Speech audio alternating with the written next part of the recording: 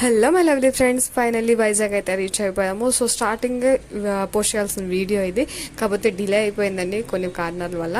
So finally అయితే వైజాగ్ అయితే reach అయిపోయాము. అండ్ వైజాగ్ వచ్చేసి మా వదిన వాళ్ళ ఇంటికి అయితే వచ్చాము.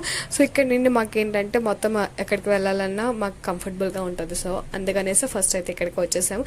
అండ్ నెక్స్ట్ మా అత్తగారు ఇక్కడ వెజిటేబుల్స్ సర్దుతుంటుంటే వాడు కూడా వచ్చేసి హెల్ప్ చేసేస్తున్నాడు అనమాట. మొత్తం వెజిటేబుల్స్ సర్దేస్తున్నాడు.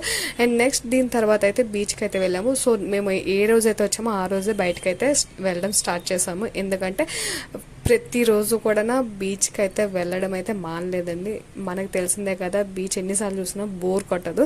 సో హైదరాబాద్లో బీచ్ కూడా ఉండదు కదా వెళ్ళడానికి.